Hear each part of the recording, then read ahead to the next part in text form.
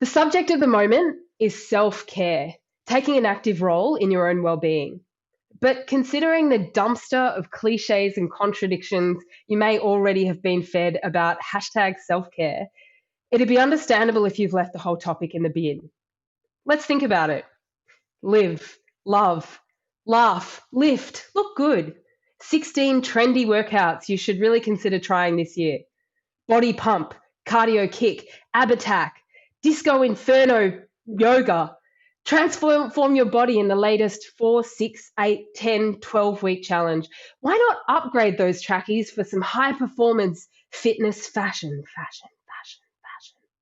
Shred your core. Go from scrawny to brawny. Flex those biceps. Be a real man. De-stress, detox, decompress, declutter, de-bloat. Study harder. Take a break. Clear your inbox. Limit your screen time. Follow your dreams. Get some shut-eye. Rise and shine with this must-have 24-karat gold face mask. Treat yourself. Wake up and smell the rose-scented candles. Groom, pamper, exfoliate, soak, have a bubble bath. Don't sweat the small stuff. Turn I can't into I can. Find your signature scent. Breathe and believe. Get an air purifier. Love yourself. Write yourself a letter of praise. Enter promo code MeTime for a 10% discount. Keep a balanced diet.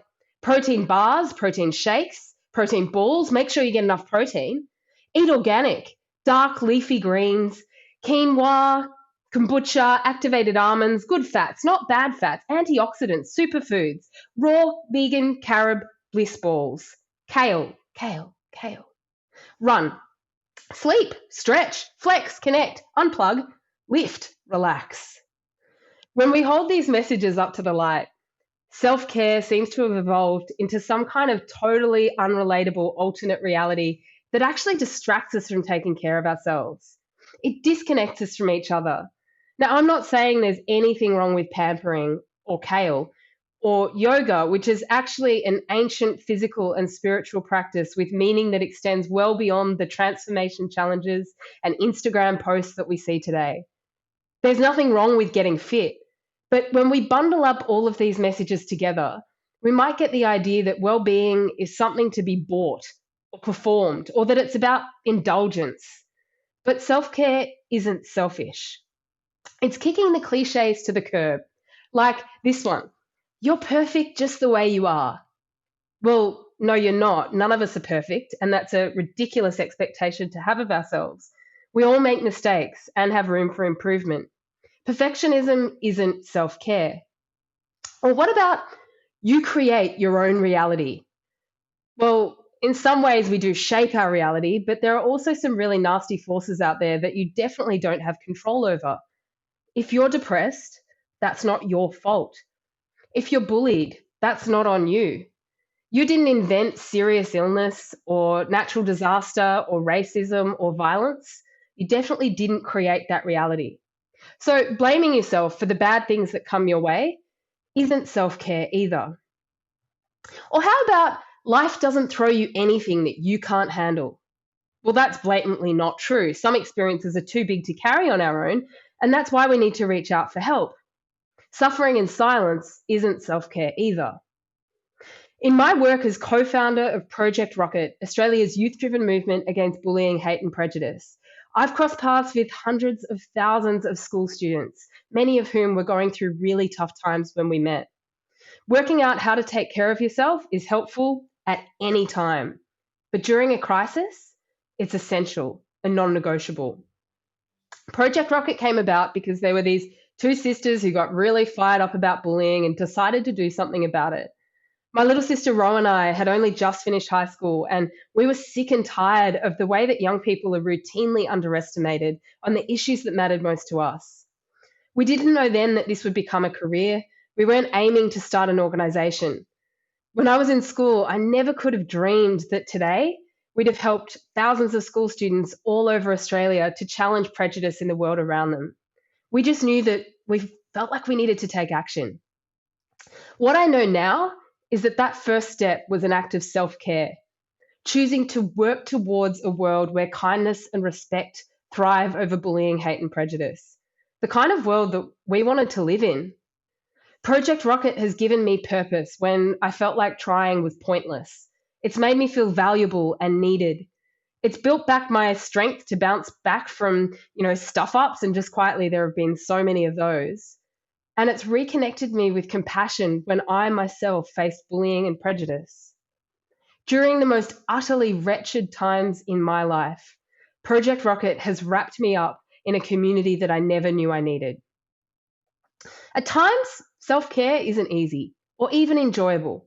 I've learned that taking care of myself doesn't start and end in pleasurable activities. It's doing that really annoying thing that takes ages, getting an asthma management plan, because it's the thing that's good for us. It's leaning into people who bring out the best in ourselves rather than the people who we feel we have to hide ourselves from. It's how we choose to embody our values even when no one's watching at all. And by making sure that our own physical, social, emotional, spiritual needs are met, we'll find we have more energy to attend to other people's needs without totally burning out into a puddle of exhaustion. Right now, the whole world is in crisis, and no amount of bubble baths is going to fix our problems. The narrative that self care stereotypes sell us is that we're inadequate as we are. And I reckon this makes each of us more isolated at a time when we're craving connection more than ever.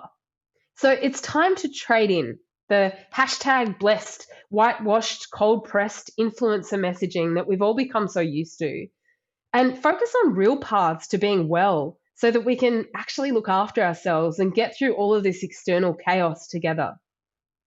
So let's put a spin on 5 classic self care cliches. Number 1, treat yourself. I'm going to make this literal. If you're not coping or struggling to get out of bed, get yourself treatment. I know I have. Seeking professional support is strong and courageous, and the way I see it, it's something to be proud of. Or if you are doing well, maybe treating yourself is about choosing to wear the clothes that make you feel like the youest version of you, or filling your ears with the greatest music ever made. Okay, number 2, declutter. Decluttering your physical space is one thing, but this could also be about taking steps to break down emotional mess. Maybe by unfollowing some of the accounts that clog your feed with content that makes you feel less than. Or perhaps it's about having a good cry to get the hurricane of anxiety out of your head. Or maybe it's about simplifying your day with routines that actually lift you up. Like, are you a morning shower person or a before bed shower person? When do you have the most energy to socialize? By working this out in advance, we'll find that needs like hygiene and relationships are easier to manage when the going gets tough. Okay, number 3, detox. This could be as simple as paying attention to when you're overwhelmed by negative news and choosing to binge on your favorite telly show instead, or setting boundaries to create space from the people who have hurt you too many times, or pausing the flood of incoming notifications with hands-on activities like cooking or building something or drawing. Number 4, take some me time. You know what? The way I see it, me time's about prioritizing what's healthy for me. So this could be scaling back on work to rest and recharge, or creating space for your own cultural practice, whether it be spiritual or religious, artistic, social, food, or maybe health-based. Another way might be moving your body without self-punishment or perfectionism, in a way that actually feels good. And this is going to look different for everyone because we're not all the same, but every body is a good body and all of us need physical care. And finally, number 5, turn I can't into I can. Not by being unrealistically optimistic about every obstacle, but by creating a community of people who rally around you and build up your strength to cope with tough times. This could be folks with shared lived experience based on where you live, your cultural identity and your elders, your sexuality, your gender, disability, faith background, or sporting club even. Sometimes it will be people who care about you enough to compassionately help you to address habits that have become harmful to yourself or others, and who are patient with you while you're working it out. Or maybe, just maybe, you could build a community around issues that matter most to you, just like my sister and I did when we started Project Rocket. Our communities are so strong when they're united by the shared vision of just creating something better. The way I see it, it's such a shame that the stereotypical idea of self care encourages us only to focus on ourselves, because creating community is an act of self care. In our connection to others, we flex the best parts of ourselves to contribute to something greater, and in turn, we're couched in support when we're not doing so well. I really understand what it's like to wobble. I know what it's like to feel like a failure. In my life, there have been times where I felt gripped by loneliness and hopelessness, and there have been times when I had no energy to look after myself. To be honest, I don't even think I deserved care. And in those moments, I'm deeply thankful to the community of school students I've met through Project Rocket, who hold up a mirror and reconnect me with who I really am. When it comes to self care, we need to think deeply about how we can build up our reserves and those of the people around us for times of crisis. Self care won't stop the storm from happening, but this practice and the community we surround ourselves with will give us the fuel to ride our way through it.